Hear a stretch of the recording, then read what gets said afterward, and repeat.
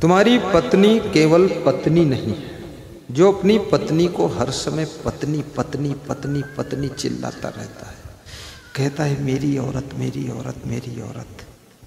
वो बुद्धिमान नहीं है। जिस समय पत्नी सांसारिक रिश्तों की दृष्टि से तुमको देखती है उस समय तुम उसके पति हो, तुम्हारी पत्नी है। जिस समय तुम्हारी पत्नी तुमको सलाह देती है, उचित सलाह देती है, उस समय वो मंत्री है, मंत्री का काम करती है। और जिस समय तुम्हारी पत्नी तुम गलती करते तुमको डांटती है तो उस समय तुम्हारी पत्नी पुलिस का काम करती है, डपट लगाती है। जैसी डपट तुम्हारी माँ लगाती थी ऐसी डांट लगाती है। हर पति लगभग डांटा जा चुका है, जो बचे हैं वो भी कल तक डांटे जाएंगे। हाँ, मैं तो चाहता हूं ये पतियों को इतनी डांट न लगती तो पतियों का पूरा पतन हो जाता है। पति बहुत खतरनाक है, इसके तो हम जानते हैं इसकी चाल ढाल कितनी खतरनाक है। एक घर से निकलता है तो बाजार में चकर मकर चकर ढकर ढकर करता रहता है। आंखें इसकी बहुत चंचल है, बंदर भी इससे हार गया है। तुम लोगों में कोई दमदारी हंसता नहीं हंसता। जिस समय तुम्हारी पत्नी तुम्हारे कंधे में कंधा मिलाकर काम करती है, कदम से कदम मिलाकर चलती है, उस समय पत्नी के भीतर मित्र का दर्शन होता है, बिल्कुल दोस्त जैसे रहती है। और जिस समय तुम्हारी पत्नी तुम्हारे दुख को कम करती है और कुछ ज्ञान देती है, जब तुम दुखी होते हो तुम्हें ज्ञान देती है। हर पत्नी ज्ञान नहीं देती है, कोई कोई पत्नी ज्ञान देती है। जब पत्नी ज्ञान देती है तो वो गुरु का काम करती है, गुरु जैसे तुम्हें कुछ ज्ञान दे रही है। लेकिन पत्नियां कितना अच्छा ज्ञान दें, कोई पति लेने को तैयार नहीं है। सब पतियों को अपना अपना अहंकार होता है कि I am husband, I am husband. तो पत्नी भी बोलती है I am wife your life, मैं तुम्हारी पत्नी हूँ, तुम्हारी जिंदगी की पत्नी हूँ, बागडोर मेरे हाथ में। ये पति पत्नी का रिश्ता कोई साधारण नहीं है, गुरु शिष्य का रिश्ता कोई साधारण रिश्ता नहीं है। हर रिश्ते का अपना अपना इम्पोर्टेंट होता है। रिश्ते के बिना तुम उदास रहोगे। अभी जैसे तुम्हारे साथ में हमारा रिश्ता जुड़ गया है, हम वक्ता हैं तुम श्रोता हो, रिश्ता है। अभी तुम सब चले जाओ तो मैं उदास हो जाऊंगा। अभी मैं चला जाऊं, मैं बीच में उठकर जाता हूं 5 मिनट के लिए, तो सबके मन में यही तर्क होता, कहाँ गए हैं, क्यों गए हैं, आएंगे कि नहीं आएंगे, अभी आए थे फिर उतर गए हैं, क्या काम करने गए हैं, निवास पर तो नहीं चले गए, कितनी देर बाद आएंगे। थोड़ा मन में उदासी आती है। और मैं तुम्हारे सामने बैठा हूं, तुम्हारी आशा जगती है, आशा की किरण कि अभी थोड़ी देर तसल्ली करो, गुरु जी को सुनाएंगे। रिश्तों से आशा का जन्म होता है, और रिश्ते मरे कि आशा मर गई, आशा मरी कि निराशा आ गई, और निराशा आई कि जीवित में ही तुम मरने जैसे हो गए। फिर तुम हो तो जिंदा, सांस चल रही है, आस नहीं है, तो मरे जैसे हो गए। बहुत बड़ी बात है आशा। इसलिए मैं निवेदन करूंगा कि रिश्तों को टूटने मत दो, रिश्तों में संदेह मत आने दो, रिश्तों में ईमानदारी रखो, रिश्तों में एक सीट एक सोफा खाली कर दो, एक सोफा महिलाओं के लिए खाली कर दो, चलो बस होशियार हो गए। होशियार होने में देर नहीं लगती। हाँ, फट से डिसीजन लेना चाहिए, मर्यादा। गुरु शिष्य का रिश्ता ये सांसारिक रिश्ता नहीं है और ना तो ये शारीरिक रिश्ता है, न स्वार्थिक रिश्ता है। गुरु शिष्य का रिश्ता सिर्फ और सिर्फ परमार्थ का रिश्ता होता है। जब गुरु शिष्य के रिश्ते के मध्य में स्वार्थ प्रवेश करता है तो ये रिश्ता भी मरना शुरू कर देता है। कितने लोगों के रिश्ते मर चुके हैं, मामा भांजे के रिश्ते मर गए। स्वार्थ का कीड़ा रिश्तों को कुतर कुतर के कमजोर कर देता है। इसलिए लालच रिश्तों का दुश्मन है, लोभ रिश्तों का शत्रु है, क्रोध रिश्तों को वीक करता है, अहंकार रिश्तों को मार डालता है। यदि पत्नी के अंदर अहंकार है तो पति पत्नी का रिश्ता कमजोर होने लग जाएगा। कितनी स्त्रियों को अहंकार होता है कि तुम्हारे घर में क्या है, कुछ नहीं, मेरे मायके में चल के देखो सब भरा पड़ा है, ऐसी ऐसी कुर्सियों पर तो कुत्ते कबूतर बैठते, तुम्हारे घर में है क्या। पति बेचारा दुबक जाता है कि अरे राजघराने से रानी साहब आई है। ये रानी साहब नहीं, ये हैरानी साहब, ये हैरानी है। इसके बुद्धि भी नहीं है, विवेक भी नहीं है। माय का त्याग कर तुम ससुराल आई हो, पहली बात तो यही गलत है कि तुम मायका को अपना घर मानती हो तो ससुराल में तुम जरूर दंगल खड़ा करोगी। यहाँ पर कभी मंगल नहीं होगा, दंगल होगा। अब घर तुम्हारा वास्तव में ससुराल ही तुम्हारा घर है। गरीबी है अमीरी है जो है, ताल ठोक करके गरीबी को दूर भगाइए और यहाँ अमीरी पैदा करिए और ससुराल में रंग बरसाइए।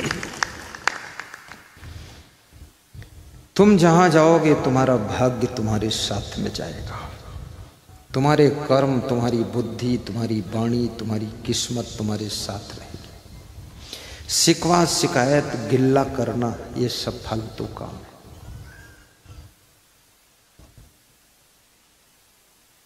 मेहनत करो, पति पत्नी दोनों प्रेम से रहो, एक दिन लक्ष्मी बरसेगी। मूर्खा यत्र न पूज्यन्ते धान्यम यत्र न सुसंचितम दाम्पत्ये कलहो नास्ति श्री स्वयं आगता। मूर्खों से जो संबंध नहीं रखता है, जो मूर्खों का आदर नहीं करता है, मूर्ख की पहचान क्या है वो लंबा विषय हम नहीं बताएंगे। सब लोग मूर्ख को पहचानते हैं और ज़्यादातर लोग तो खुद ही मूर्ख है, ज़्यादा पहचानने की जरूरत ही नहीं, खुद ही मूर्ख है, अपने को पहचानो। मूर्खा यत्र न पूज्यन्ते, मूर्ख का जो सम्मान नहीं करता, आदर नहीं करता, रिश्ता नहीं जोड़ता, मूर्ख से कनेक्शन नहीं, रिलेशन नहीं। धान्यम यत्र सुसंचितम, और जो अन्न का अपमान नहीं करता है, अन्न के एक एक दाने को संभाल कर रखता है। अन्नम व्यजानात ब्रह्म, अन्न ब्रह्म का रूप है। भूख लगने पर अन्न ही तुमको तृप्ति देता है, अन्न ही शक्ति देता है, अन्न ही खाया जाता है। भूख लगने पर कोई सोना चांदी नहीं खा सकता है। इसलिए अन्न का अनादर नहीं करना चाहिए। अन्न का जो अनादर करता है उसके घर से लक्ष्मी रूठ जाती है। जो मूर्खों की संगत करता है, मूर्खों से प्रेम रखता है, मूर्खों से कनेक्शन जोड़े रहता है, उसके घर से लक्ष्मी चली जाती है। इसलिए मूर्खों से जितना हो सके दूर रहिए। मूर्खों से मुंह भी मत लड़ाइए, बात मत लड़ाइए। मूर्ख मिले मौन हो रहिए। मूर्ख से बोलोगे कुछ और हो जाएगा।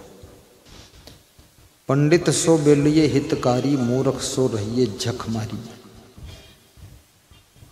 मूर्ख मिल जाए तो चुप रहना ठीक है। मूर्ख के मुंह लगोगे तो मारपीट भी हो सकती है। इसलिए मूर्खा यत्र न पूज्यन्ते धान्यम यत्र सुसंचितम। भोजन अधिक खाकर अन्न को खराब करना, पेट को खराब करना, स्वास्थ्य को खराब करना, ये भी मूर्खता ही है। भोजन भूख से थोड़ा कम खाओ तो अमृत है। भूख से थोड़ा ज्यादा खाओगे तो भोजन ही जहर बनेगा। भोजन बहुत बड़ी बीमारी का कारण बनेगा। जो भोजन तुम्हारे शरीर में रक्त पैदा करता है, शक्ति पैदा करता है, वही भोजन तुमको बीमार करके हॉस्पिटल पहुंचा देगा। इसलिए अधिक मत खाइए।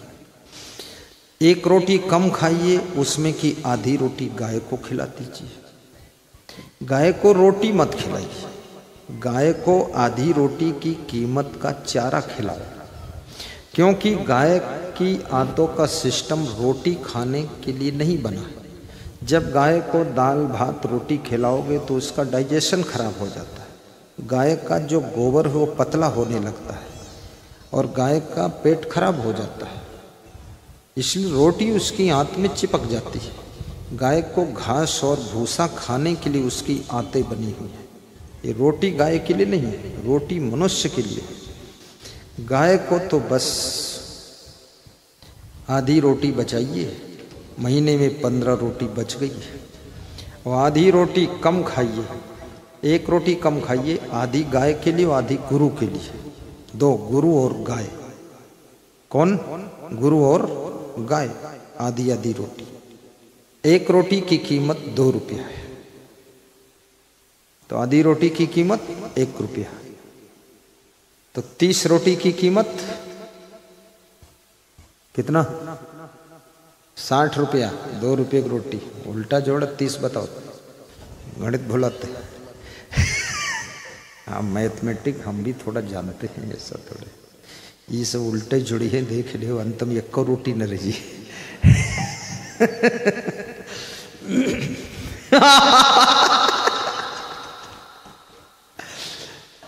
सही बात है। 60 रुपये महीने में बचा, 30 रुपये गुरु को दान करो और 30 रुपये की घास खरीद कर गौशाला में दे दो। 12 महीने में कितना हुआ? 12 36, 360 रुपये गौशाला में, 360 गुरु सेवा धर्म में लग गया। अब तुम गाय को गुलाब जामुन खिलाओ तो तुम्हारी बुद्धि नहीं। गाय को काजू खिलाओ, तुम्हारे दिमाग ही नहीं। काजू कितना खिलाओगे? काजू भी उसकी आंत में चिपक जाएगा। बिहार में एक सज्जन ने भंडारा था, आटा बच गया तो आटा खिला दिया गाय को। 3 गायों को खिलाया, तीनों मर गई। 80-80 हजार की 3 गायें मर गई। बुद्धिमान ज्यादा थे। मेरे को फोन किया कि ऐसा हुआ। हमने कहा बूढ़ हो गई लेकिन अक्ल नहीं रही, बुद्धि नहीं। ये गाय को कच्चा आटा खिला दिया। अरे उतने आटे जब माड़ चुके आटा तो पूड़ी बना दो, और पूड़ी बना करके खीर बना दो और मोहल्ले वालों को बुलाकर खिला दो। अब माड़ ही चुके, जब आइडिया ही नहीं और कच्चा आटा गाय को खिला दिया। हर कार्य में विवेक की आवश्यकता है। बिना विवेक के, बिना विचार के कोई भी कार्य करोगे उसका दुष्परिणाम ही होगा, नुकसान ही होगा, परेशान ही होंगे आप, सुख नहीं पा सकते। मनुष्य को देखना भी चाहिए तो विवेक से देखना चाहिए। किधर देखना है कि नहीं देखना है। सुनना भी चाहिए तो फालतू बातें सुन करके दिमाग की मेमोरी भर रही है। फालतू मत सुनो प्रपंच, बकवास। और बहुत लंबी कहानी अपनी सुनाओ भी मत किसी को, टाइम बिगड़ता है। इतना गड़े मुर्दे उखाड़ना शुरू कर दिया कि हमारे बाप के बाप बाप के बाप शीशम के वृक्ष पर चढ़े थे और एक डाल काट कर लाए थे, उसी डाल से ये दरवाजा बना हुआ है। ये मूर्खतक बात है। इससे क्या लेना देना है? तेरा बाप काटा है कि तेरा माँ काटा है? दरवाजा कहाँ से बना? दरवाजा ठीक है, बस इतना हो गया। फालतू बात मत करो, समय नहीं है सुनने का। मेरे पास कोई आता फालतू बात करता है तो मैं मना कर देता हूँ, चुप रहो, टाइम नहीं। सीधे मना कर देता हूँ, रहने दो। क्योंकि बीत गई सो बीत गई, आगे की जीत हासिल करनी है। तुम पिछले में ही उलझे रहोगे, उसी का गाना गाते रहोगे, तो आगे जीत कैसे हासिल करो? इसलिए चुनाव यदि हार गए हो उसको बार बार याद मत करो। अब ये सोचो चुनाव जीतेंगे कैसे, अगला चुनाव, उसकी तैयारी करो। पिछले चुनाव की हार के दुख से भी पार हो जाएगी। तुम साल 2 साल उसी में लार टपकाते हो, जो आता उसी से कहते हो हमको बड़ा दुख हुआ, हम चुनाव हार गए, हमको बड़ा दुख हुआ, हम चुनाव हार गए, हमें उम्मीद थी जीत जाएंगे। अरे एक को तो दुख होना ही था, या तुम हारो या अगला हारे, तो तुम ही दुख ले लो, झेल लो 5 साल। छोड़ो बकवास, दुख हुआ दुख हुआ। वो हार जाता उसको दुख नहीं होता, और तुम पीछे जीत चुके थे तो किसी को दुख हुआ था कि नहीं हुआ था? अब तुम दुख भोग लो, मत बोल, चुप, आगे बढ़, गुलाब जामुन खाओ, निकलो यहां से। हार के दुख से भी हमेशा दुखी मत रहिए। कोई भी दुख आया है उस दुख के भीतर से बाहर निकलिए। दुई पाटन के बीच में साबुत बचा न कोई। यदि सवेरे तुमको किसी ने गाली दिया है, दोपहर तक अपने मन को नॉर्मल कर लीजिए। यदि तुमको 1 महीने पहले किसी ने ठग लिया है, वंचनम ठगम, किसी वंचक आदमी ने ठग लिया, उस दुख से भी 1 हफ्ते में बाहर निकल जाए। क्योंकि जितना समय तक तुम दुखी रहोगे उतना समय तुम्हारा व्यर्थ में चला जाएगा। जितना अधिक देर तक दुखी रहोगे उतना समय तक तुम्हारी बुद्धि आगे काम न कर सकेगी, और जितना जल्दी तुम दुख से बाहर निकलोगे उतना जल्दी तुम्हारी बुद्धि नया चिंतन करना शुरू कर देगी, नई थिंकिंग करेगी और नया डिसीजन लेगी और नई छलांग मार के। गाड़ी का एक्सीडेंट हो गया, उसके दुख से भी जल्दी बाहर निकलिए, देर मत करिए, जल्दी निकलिए। गाड़ी पलट गई, टूट गई, जो हो गई, जो करना है वो भी जल्दी डिसीजन लो। उसको उठाकर या तो बेच दो कबाड़ा में, सामने खड़ी मत रखना, नहीं रोज वो दर्द पैदा करेगी, उसको निकालो वहां से। और या तो बनने के लिए गैरेज में डाल दो और देख लो बनने में कितना पैसा लगेगा और बेचने में कितना मिलेगा। अगर बनने में ज़्यादा लग रहा तो बेच ही दो, हटाओ, किल्लत ख़त्म करो। थोड़े पैसे जितने बनवाने में लगेंगे उतने डाल के और सब दूसरी ले लो, बात खत्म हो गई। रोने के लिए जिंदगी नहीं है, सोने के लिए जिंदगी नहीं है, ये जिंदगी हंस करके जीने के लिए जिंदगी है। जितना रोना था जब जन्म हुआ था तब तुम रो लिए हो, अब तो हंसने के लिए जी रहे हो। अब कहाँ फंसे हो जो हंस नहीं पाते हो। इसलिए सारे झंझट से इनकलाब बोल करके बाहर हो जाइए और ठहाका लगाकर हंसकर जिंदगी जीना शुरू कर दीजिए। बेटी स्कूल में फेल हो जाए, बेटा सर्विस की परीक्षा में फेल हो जाए, उससे भी बाहर निकलो। क्योंकि बेटा बेटी के लिए तुम थोड़े पढ़ोगे, जितनी उसकी बुद्धि है पढ़ता है, जितना भाग्य है उतना पढ़ता है, जितनी किस्मत है उतनी मेहनत करता है। अब नहीं पढ़ पाया, नहीं पास हुआ, नहीं आगे बढ़ पाया, छोड़ो इसको, बुद्धू आदमी को। ये अपनी जिंदगी जैसा कर्म करके आया वैसा भोगेगा। मूर्ख, तुम्हारा बेटा जरूर है लेकिन उसके लिए हैया दैया करने के लिए तुम नहीं पैदा हुए हो। बाप क्या करता है, बेटा क्या करता है, तुमसे भी ज्यादा खिलाड़ी तुम्हारा बेटा हो सकता है और तुमसे भी ज्यादा नीचे गिर सकता है। उसकी टेंशन में भी मत पड़ो। ये सब कहां तक तुम ठेका लोगे? तुम कोई कॉन्ट्रैक्टर हो, पूरी दुनिया का ठेका लेकर बैठे हो। अच्छी बात बता दो, अच्छे स्कूल में नाम लिखा दो, अच्छी बात समझा दो, सत्संग भी सुना दो, फीस भी दे दो, जूते कपड़े सब खरीद दो, किताबें खरीद दो, तो उसके बाद बोल दो जय बजरंग बली और जा तू अपनी गली, हो जाएगा सब काम। हाँ, कौन सुनता है तुम्हारी बात को? तुम लाख समझाओ अपने बेटे को, बेटा फैशन मत करना।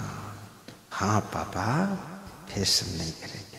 तुम बार बार समझाते, बेटी मोबाइल में फालतू बात मत करना। हाँ पापा फालतू नहीं। रात में 10 बजे छत के ऊपर चढ़ के और दीवार पर एक टांग धर के और टांग टेढ़ी करके हेलो, ये हो रहा है पापा की ऐसी तैसी। खाम खाम मम्मी मम्मी बकरी की तरह करती मैं, और वो बिल्ली ऊपर चढ़ी बैठी। फालतू टेंशन लेना है बच्चों के। हंस लो, हंसी बंद ही नहीं हो रही, प्रवचन थोड़ा रोक के चालू करें।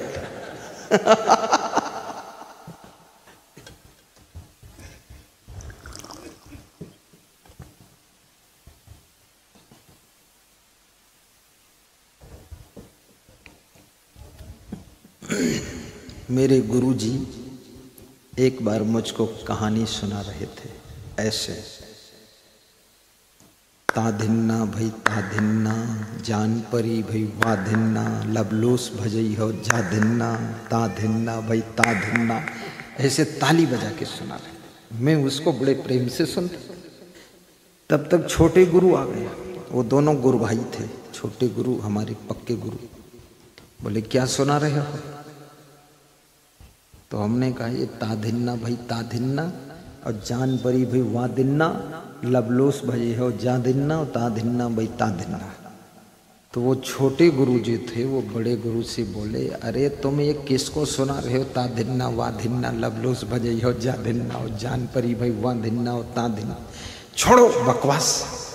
उन्होंने उनको रोका, ये कहानी मत सुनाओ इनको, ये तो अवतारी पुरुष है, ये ताधिन्ना वाला थोड़े। बोले इनको मत सुनाओ, इनको संभल के सुनाया करो। तो बड़े गुरुजी बोले ये कहीं नहीं सुनाओ, तो हम सुनाई थे। ये बोले रहे ब्यार ब्यार यही सुनते। बोले सुनते हैं, इनको मत सुनाओ। तो ये सब पिता बनो लेकिन परम पिता बनने की कोशिश मत करो। माता बनो लेकिन भगवती और जगदम्बा बनने की कोशिश मत करो। तुम मां हो, शरीर को जन्म देना तुम्हारा जो धर्म था कर दिया। बच्चे के शरीर को पालन पोषण करना भी तुम्हारा जो कर्तव्य था पूरा कर रही हो। स्कूल में शिक्षा देना, अच्छी बात बताना, ये सब कर रहे आप। लेकिन किसी की किस्मत, किसी के भाग्य को पलटने का काम तुम्हारा नहीं है। वो तो काम उसके ही कर्मों का है। और वो काम कोई महान गुरु अपने प्रभाव से तुम्हारे बच्चों का स्वभाव बदल देगा, वाणी बदल देगा, आदत बदल देगा। और जिस दिन मनुष्य की आदत बदलती है, वाणी बदलती है, स्वभाव सुधरता है, व्यवहार सुधरता है, उसी दिन मनुष्य की किस्मत भी बदलना शुरू कर देती है।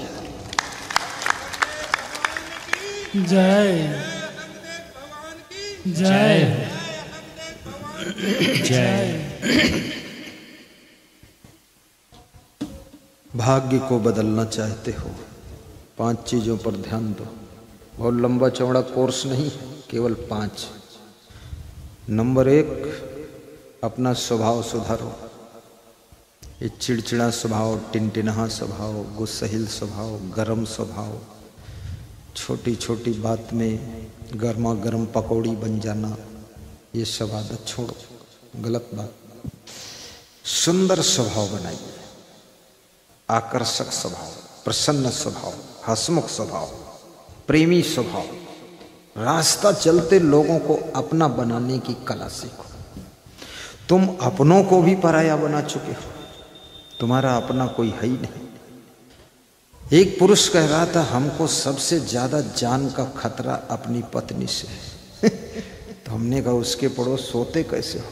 बोले, सोता हूं ही नहीं, उसके पड़ोस रहता हूं तो जागता हूं, सोने के लिए दूसरे कमरे में जाता। तो हमने कहा, ये कैसी बात कर रहे हो? तो पत्नी बोली, इनकी इसी प्रकार की बातों से ही तो पति पत्नी का रिश्ता सत्यानाश हुआ है। फालतू बात भी मत बोलो। किसी स्त्री के ऊपर गलत संदेह करना ये महापाप है। तुम बताते हो ये हमारा सबसे बड़ी दुश्मन है, उसके दिल पे क्या बीतेगी? फालतू बात ना तो स्त्रियों को करना चाहिए ना पुरुषों को करना चाहिए। कम बोलना ये वाणी का तप है। कम बोलना,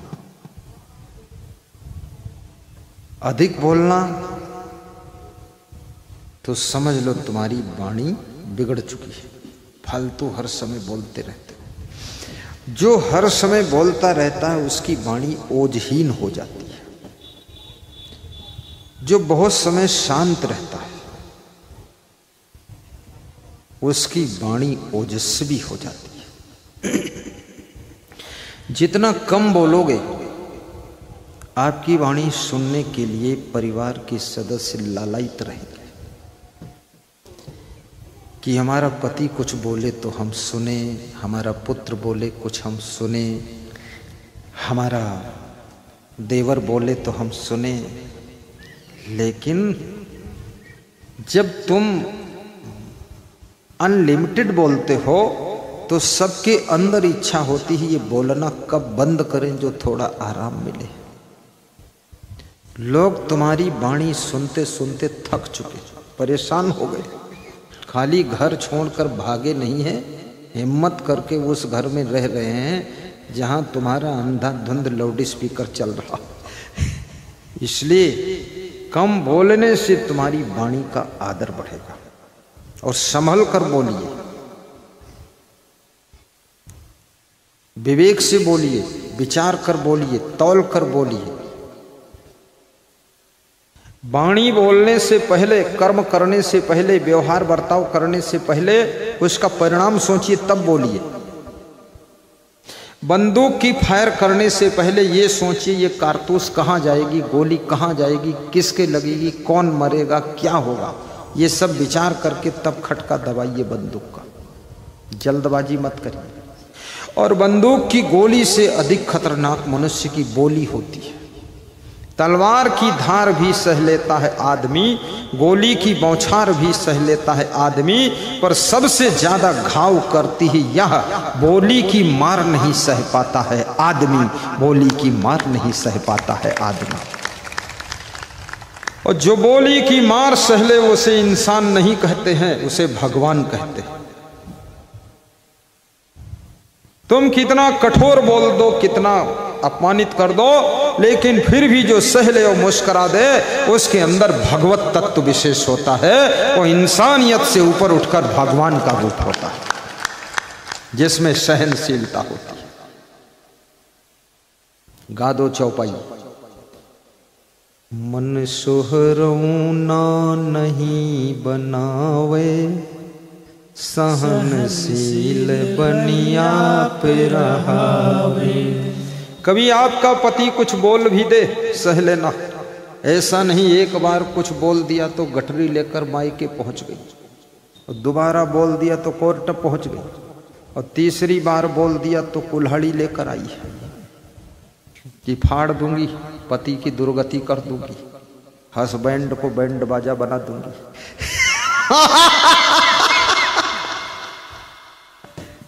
नहीं नहीं, गम खाने वाली नारी किसको मां कहा गया? कौन मां बनता? एक तो धरती माता, दूसरी गौ माता, तीसरी भारत माता और चौथी स्त्री है ये जननी माता। माता वही है जो सब सह लेती है, जिसको सहना नहीं आता है वो माता हो ही नहीं सकती है। माता तो सहती है। खोद खाद धरती सहे, काट कूट बन राय, अब कटुक वचन साधु सहे और से सहा न जाए। इसलिए हर नारी के अंदर बहुत सहन शक्ति होना चाहिए, क्योंकि धरती माता के समान तुम जननी माता हो। गौ माता घास भूसा खा करके अमृत दूध तुमको पिलाती है। ये तुम्हारी माता ये दाल भात खा करके अपने आंचल का दूध पिला करके तुमको बड़ा करती है। याद रखना, अपने पेट के अंदर 9 महीने तक दूसरे शरीर का निर्माण करती है। इसलिए प्रसव के पश्चात हर स्त्री बहुत कमजोर हो जाती है, वीकनेस आ जाती है, और कितने घरों में तो बहुत चिल्ला चोट मचा रहता है। स्त्री गर्भवती है, बहू गर्भवती है, फिर भी घर में लोग लड़ाई झगड़ा मचाए रहते हैं। तुम्हारे द्वारा घर में पोता ठीक पैदा नहीं होगा, न नाती ठीक पैदा होगा, न नतिन। ज्यादा कलह कलेश करोगे। जब सुभद्रा के गर्भ में अभिमन्यु था और अर्जुन ने चक्रव्यूह तोड़ने की कथा सुनाई थी, तो 6 द्वार तोड़ने की कथा अभिमन्यु की मां सुभद्रा जाग रही थी, सुन रही थी, भीतर अभिमन्यु सुन लिया था। तो याद रखना, तुम्हारे मां के गर्भ के अंदर, पत्नी के गर्भ के अंदर, बहू के गर्भ के अंदर जो बालक पल रहा है वो भी बाहर का ये सब समझ रहा है, हुल्लड़ क्या मचा रखा है। अरे मूर्खों, शांत रहो, कोई नया मेहमान आने वाला है, उसको थोड़ा ढंग से आने दो, कलह कलेश मत मचाओ, बहू को रुलाओ धुलाओ मत, बहू भी गुस्सा मत करे। जब गर्भवती बहू हो तो दाल ज्यादा खाना, ज्यादा मतलब ये नहीं बाल्टी भर पी लो, बीमार हो जाओगी। रोज खाना चाहिए 1 कटोरी बस, और क्या ज्यादा। और दूध भी उसको सेवन करना चाहिए। गर्भवती महिला को अंजीर खाना चाहिए। गर्भवती महिला को अखरोट भिगाकर सुबह खाना चाहिए। गर्भवती महिला को 2 बादाम भिगाकर छिलका छील कर खिलाना चाहिए, और संतरा और टमाटर खिलाना चाहिए। बैंगन कभी मत खिलाना, नहीं तो बैंगन बुद्धि कम हो जाएगी। और गर्भवती महिला को आराम ज्यादा कराना चाहिए। और गर्भवती महिला को ये फिल्मी हीरो हीरोइन के बारे में सोचना नहीं चाहिए, उधर आकर्षण नहीं होना चाहिए। किसी महान संत, विवेकवान संत, ज्ञानी संत का ध्यान लगाना चाहिए, तब उसके द्वारा जो लाल पैदा होगा वो भारत की धरती को धन्य करने का काम करेगा। ताली जोर बजाया करो, बस। हाँ, तालियों। हे राम, तुम्हारे कहने से एक एप्लीकेशन पढ़ता हूं।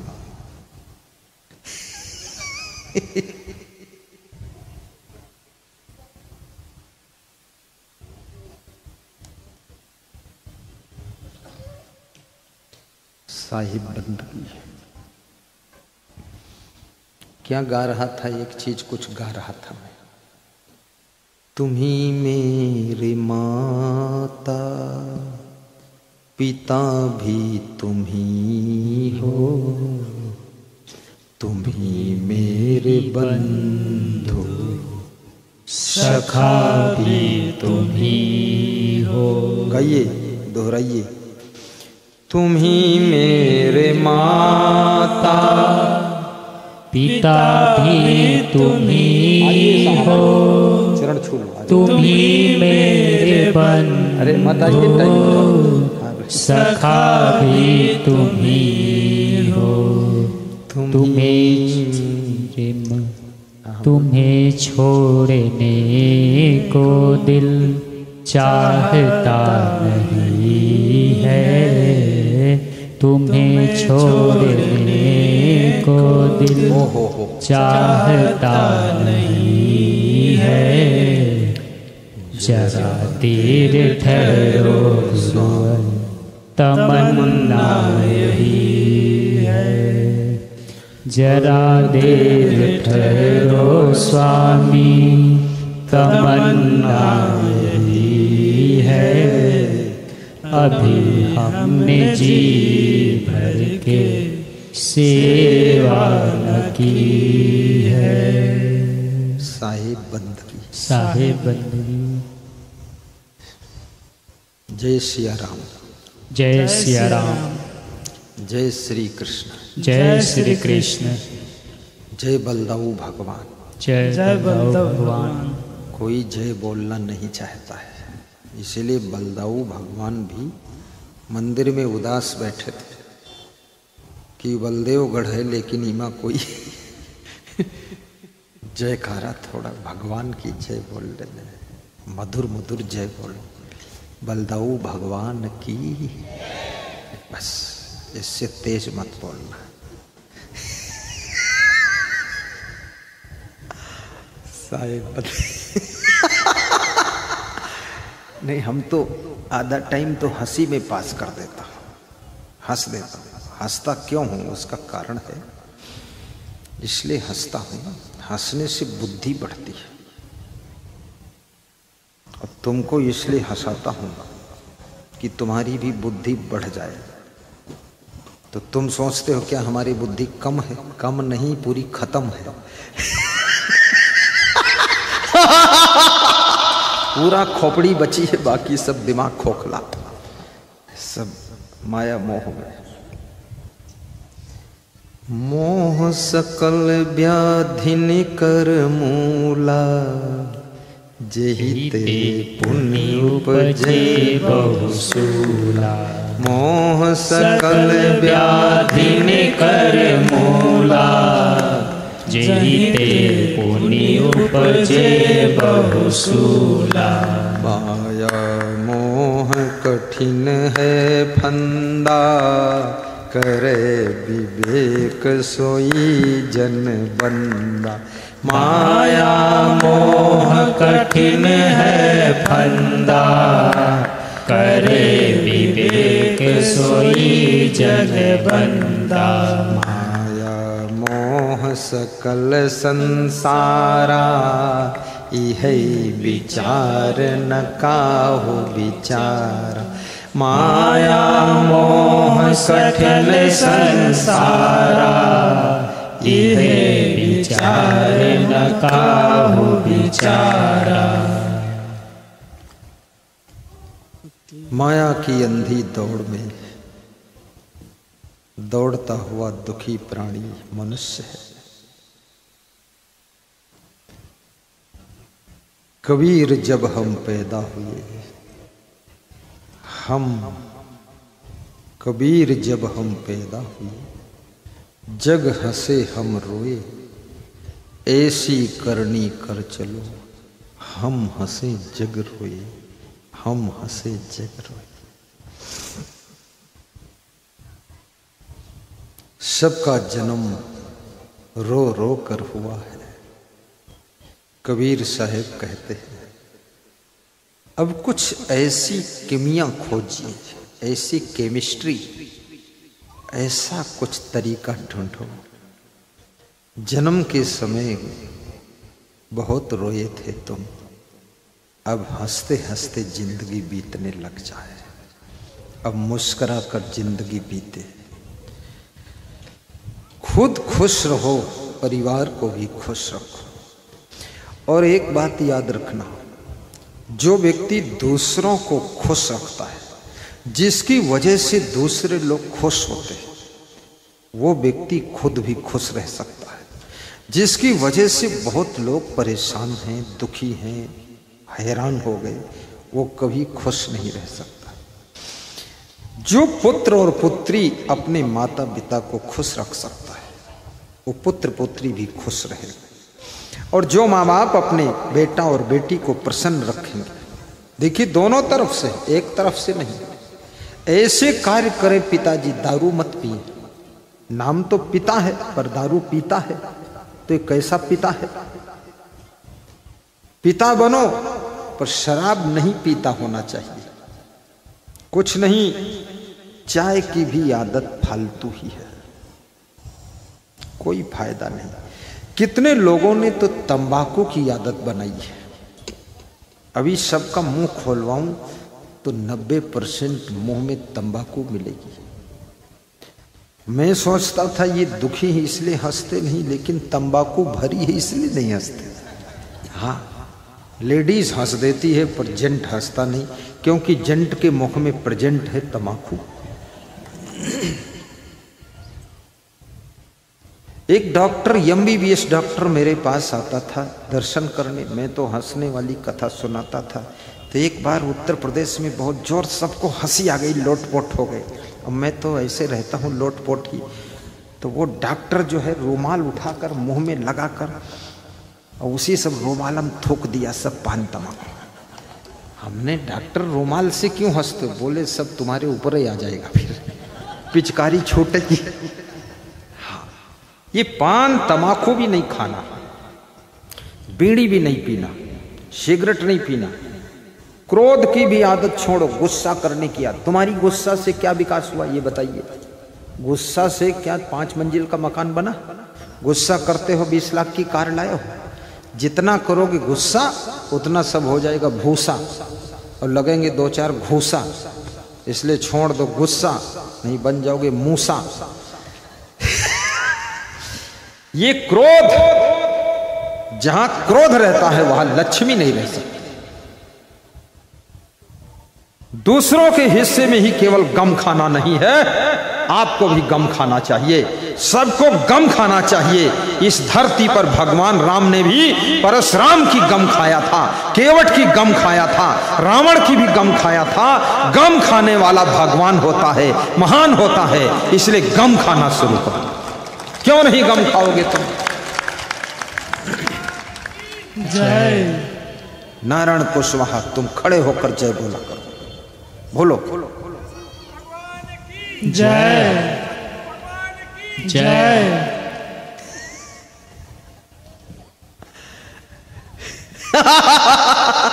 नारायण भी सोचित हुई, गुरु के हैं बोला कि अपने फंस गए खाम खाम। कहीं बताता है खड़े होकर जय बोलो, कहीं बताता लेटे लेटे जय बोलो, कहीं बोलता चुप रहो।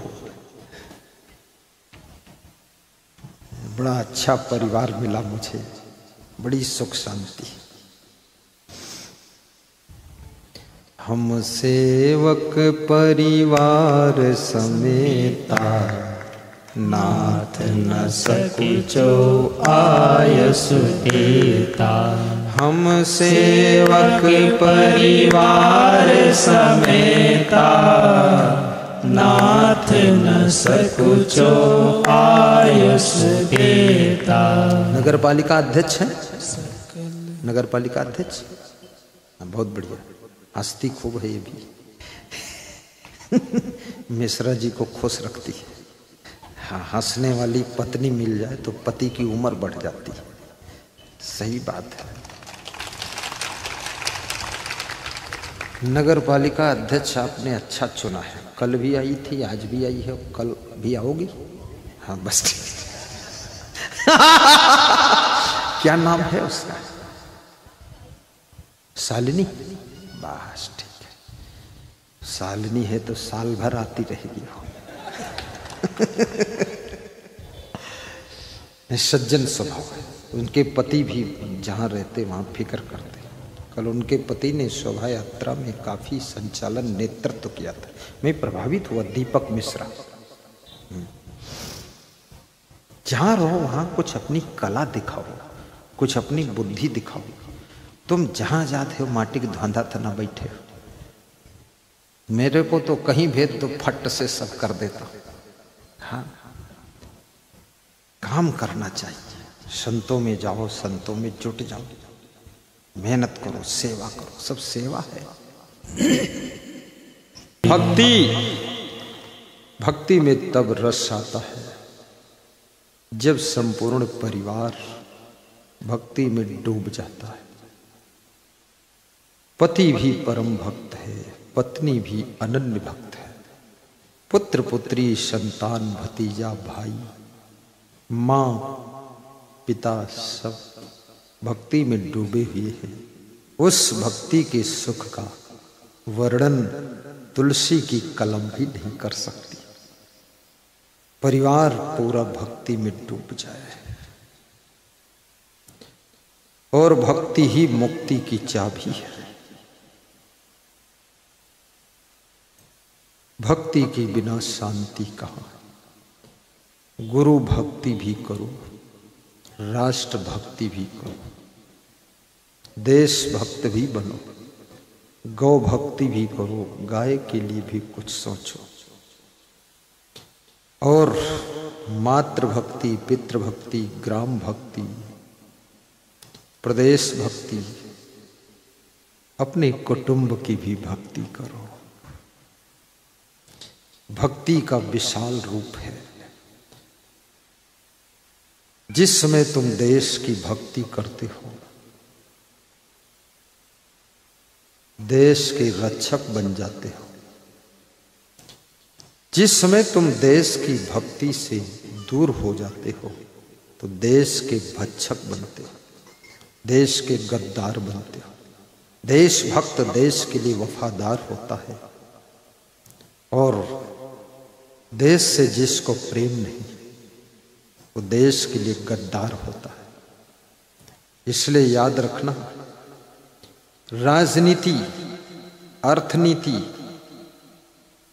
सब एक किनारे रखिए, देशभक्ति को प्राथमिकता दीजिए, राष्ट्रभक्ति को प्राथमिकता दीजिए। राजनीति के चक्कर में आकर के मंदिरों की निंदा करना, धर्म की निंदा करना, हिंदू धर्म की निंदा करना, और मंदिरों की निंदा करने वाला केवल वोट के स्वार्थ में है कि वोट मिल जाए, सीट जीत जाए, हम विधायक हो जाए, मिनिस्टर बन जाए, देश जाए भाड़ में, हिंदू जाए आग में और हम आगे आ जाए। ये राजनीति की परिभाषा नहीं है। देशभक्ति किसी एक पार्टी की नहीं होती है। देशभक्ति किसी एक जाति के लिए नहीं, एक धर्म मजहब के लिए नहीं। देश के अंदर रहने वाले बच्चे से लेकर बूढ़े तक हर पार्टी के सदस्यों के लिए देशभक्ति कंपलसरी है, अनिवार्य है। देशभक्ति के बिना देश में रहने वाला व्यक्ति देश का गद्दार होता है, बहुत बड़ा मक्कार होता है। जिस थाली में खाते हो उसी में छेद करते हो, जिस डाल पर बैठे उसी डाल को काटते हो। गिरन मरण को डर नहीं ऐसी गत संसार, बैठत जाही डार पर काटत वाही डार। रहता है जिस देश में उसी देश का विनाश कर रहा है। अरे मूर्ख, स्वार्थ के कीचड़ से बाहर निकल, थोड़ा बुद्धि विवेक रख। आतंकवादी जब विस्फोट करता है कहीं भी, अभी दिल्ली में विस्फोट हुआ, कार में विस्फोट हुआ, मर गए 8 मरे की 28 मरे। मैं तो न्यूज उसमें सुनना जानता ही नहीं, कोई दूसरा बताए दे तो सुन लेते, मेरे पास टाइम भी नहीं बचता। ये हुई आतंकवादी घटना, पकड़े गए, उनके नाम सब उर्दू भाषा में है। उर्दू भाषा में यानी मुस्लिम समाज से हैं लोग, आतंकवादी है। लेकिन एक सज्जन ने कहा है आतंकवादियों का कोई धर्म नहीं होता है।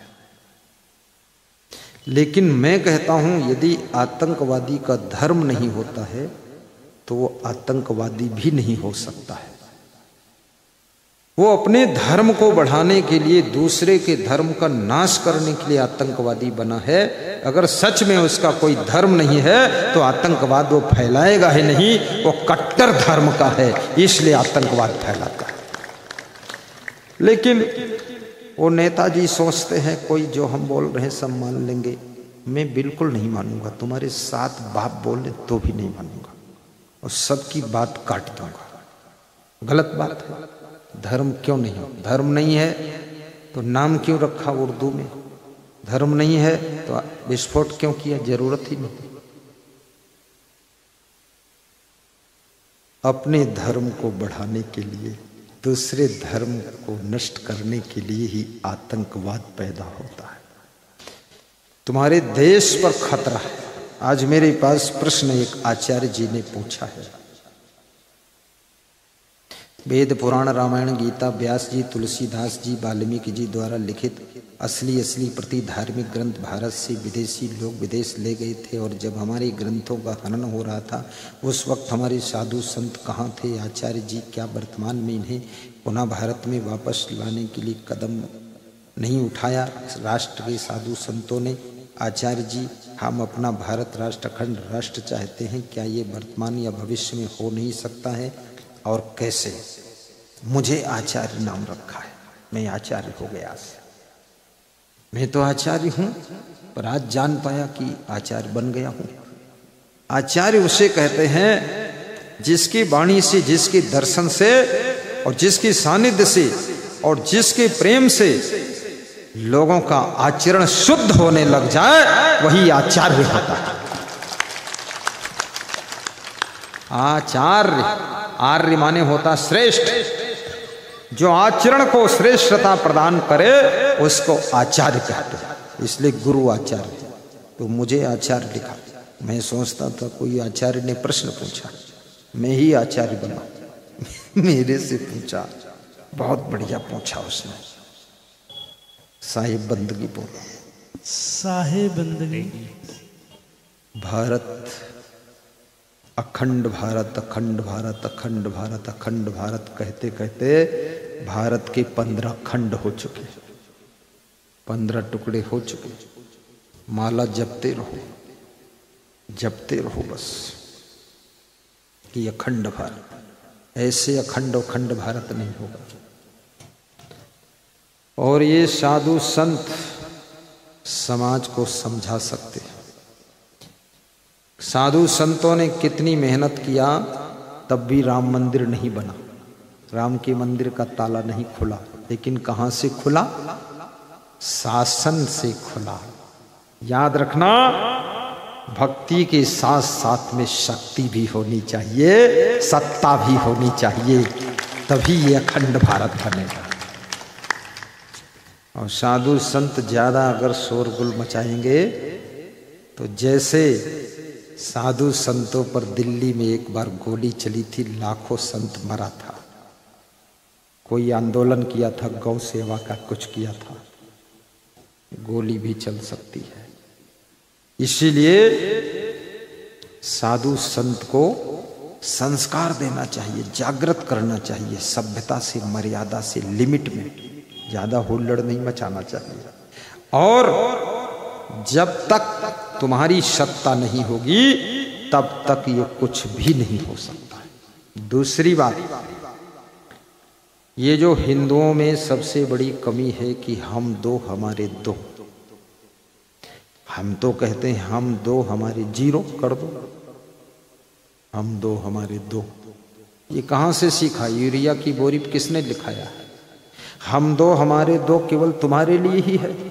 हम दो हमारे दो पूरे भारत की धरती पर रहने वाले सभी नर नारियों के लिए होना चाहिए। हम दो हमारे दो, केवल एक व्यक्ति के लिए हम दो हमारे दो, दूसरों के लिए हम दो हमारे 200। ये क्या फार्मूला है? आप भी देखिए, फैसला तो तभी होगा कि दोनों सभी लोग हम दो हमारे दो का पालन करें, अन्यथा फिर ठीक है। ठाकुर रविंद्रनाथ टैगोर 14 भाई थे, उनकी मां ने 14 बच्चों को जन्म दिया था, जिसमें एक ठाकुर रविंद्रनाथ टैगोर। सुभाष चंद्र बोस अपनी मां के 14 भाई थे, उसमें से एक सुभाष चंद्र बोस पैदा हुआ। विवेकानंद भी अपनी मां के 9-10 भाई थे, उसमें से एक विवेकानंद पैदा हुआ। मैं भी अपनी मां के 6 भाई हूं, उसमें से एक असंग देव पैदा हुआ है। हाँ, और हम दो हमारे दो में हमारा नंबर ही नहीं आता पैदा होने का, हम उधर ही फंस जाते हैं। हाँ, ये जब से हम दो हमारे दो चला है, ये मोदी 6 भाई है, 6 भाई में एक नरेंद्र मोदी पैदा हुआ। ये कहां से हम दो हमारे दो। और महिलाओं से भी कहूंगा, पुरुषों से कहूंगा, हम दो और हमारे 12 होना चाहिए, 1 दर्जन। आप कहेंगे ये क्या करेंगे? जो करेंगे सो करेंगे। 2 मिलिट्री में भेज दीजिए, 2 पुलिस में भेजिए, 4 हो गए। 2 डॉक्टर बनाइए, 6 हो गए। 1 को वकील बनाइए, 1 को जज बनाइए, कितने हुए? 8। 2 को साधु बनाइए, 10। अब 2 बचे, 2 को नेता बनाइए, बात खत्म। हाँ, अब तुम कहते हो हम 2 हमारे 2, और 2 में से 1 मर गया तो तुम 2, तुम्हारे 1 ही रह गया। बवाल बना बना के रखा है। विश्व में गलत बात किसी की मानना नहीं चाहिए। नियम होगा तो सबके लिए होगा, केवल आपके लिए नहीं, ये याद रखना। मेरी माँ ने एक संत को देखा था और संत को देखकर मन में सोचा था मेरा बेटा कोई ऐसा जन्म ले जो संत बने, और उसके बाद मेरा जन्म हुआ। और फिर धीरे धीरे मैं संत बना। तो मेरी माँ ने बताया, मैंने जो सोचा था वही हुआ। तो हमने कहा हम 2 हमारे 2। बोले तुम हम 2 हमारे 6। हमने कहा 6 में हम निकले अच्छे। हाँ, हम माता से भी मजेदार बात करते थे। आती थी दर्शन करने, मैं बोलता था माता जी आनंद आया, तो ऐसे बोलती थी आनंद आया, हंसते खूब हो तुम। हमने कहा हंसते वही जो फंसते नहीं, चलो निकलो। माता जी खुश हो जाती थी, बोले भगवान हो गई तुम। हमने कहा आपका बेटा भगवान बना है, अच्छी बात है। मां का भी गौरव ऊंचा हो जाता है। ऐसे कार्य करो जो पिता का सम्मान आकाश को छू ले। तुम ऐसे कर्म कभी मत करो जो पिता को भी सर नीचा करना पड़े, माँ को शर्मिंदा होना पड़े और माँ को बहुत दुखी होना पड़े। ऐसा कार्य मत कीजिए। ऐसा कार्य कीजिए कि तुम्हारे माता पिता भी तुम्हारा गुणगान करें कि बेटा हो तो मेरे जैसा सबका हो, बहू हो तो मेरे जैसी हो। आलसी भी मत बनिए, चोर मत बनिए, शराबी मत बनिए, जुआरी मत बनिए, पैसा बर्बाद मत करिए। दान के नाम पर 0 और दारू के नाम पर हीरो। दारू पीना हुआ तो 500 का नोट निकला, जब दान देना होगा तो जेब से कागज निकलता है, फटा फटाया कागज, बस का टिकट। पैसा नहीं है। शराब पीना सख्त मना है। बलवान भी बनो, शक्तिशाली बनो, शरीर को भी शक्तिशाली रखो, कमजोर नहीं। इतने दुबले पतले कमजोर की ठीक से हवा आ जाए उसी मुड़ गए, पता ही नहीं चला जवानी कब आई। बचपन से डायरेक्ट बूढ़े हो गए, झुके झुके चल रहे, टेढ़े टेढ़े, टेढ़े नाथ बाबा। अरे थोड़ा सा जवानी की भी जंग होनी चाहिए, बुद्धिमानी भी दिखनी चाहिए, बुद्धू नाथ नहीं। एकदम अंदर जज्बा होना चाहिए कुछ करने का। जब मैं पैदल चलता था, 7 साल पैदल चला साधु लाइन में, और जब घर पे था तो खाट पर लेटता था तो आकाश में देखता था कोई हवाई जहाज निकलता था, तो मैं ऐसा बोलता था मैं भी इसको खरीदूंगा। और साइकिल थी नहीं। और साधु बना तो जिसकी गाड़ी सड़क पर निकलती थी देखता था, तो मैं और मेरे शिष्य लोग बोलते थे छोटे छोटे, गुरुजी ये गाड़ी अच्छी, इसको लेंगे। हमने कहा इसी को लेंगे। तो 10 मिनट बाद दूसरी उससे अच्छी निकलती थी, तो मेरा शिष्य, ये देखो गुरुजी उससे अच्छी। हमने कहा इसी को लेंगे। और आज उसी को ले लिया। पैदल चलते थे झोला पीठ पर लाद के। याद रखना तमन्ना बहुत बड़ी होनी चाहिए। तुम्हारे अंदर जो सामर्थ्य है उसको जागृत कीजिए। ये गाड़ी घोड़ा कोई चीज नहीं है। जय जय जय जय जय जय जय जय जय जय जय वाह, जय। क्या बात, क्या बात। वो मेरे शिष्यों के भी नाम जानता है। पुलिस अफसर है वो, महोबा से आए, यूपी से पुलिस अफसर, परम भक्त दीवाना गुरु जी का। कह रहे थे छुट्टी नहीं मिलती, मैं हर महीने में आपका प्रवचन सुनने आऊं। इस बार अपनी पत्नी को भी लाए, बेटा का लाए, बेटी को लाए, सब परिवार लाए। कभी कभी परिवार सहित प्रवचन सुनना चाहिए और अपने गांव घर में भी प्रवचन कराना चाहिए और प्रवचन कराने वाले को सहयोग देना चाहिए, तन से, मन से, धन से, बुद्धि से, वाणी से, योगदान, श्रमदान, कि हम तुम्हारे साथ हैं, तुम करो सत्संग, पन्ना लाल कुशवाहा, हम सब साथ हैं, ऐसे बोलना चाहिए। बोलना ही नहीं चाहिए, थोड़ा थैला खोलना भी चाहिए। हाँ, हाथ बटाना चाहिए सेवा में। हमारा धर्म हो सेवा, हमारा कर्म हो सेवा, सदा सत्संगियों में मिल, हमें सेवक बना जाना, हमें सेवक बना जाना।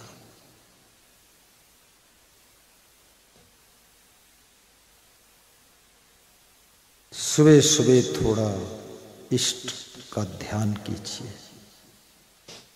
24 घंटे में समय निकाल कर प्रवचन भी सुनिए गुरु जी का। 10 मिनट 15 मिनट थोड़ा अकेले भी रहिए। हर समय इस परिवार के किचकिच में मत रहो, थोड़ा अकेले देखना सुख क्या मिलता है।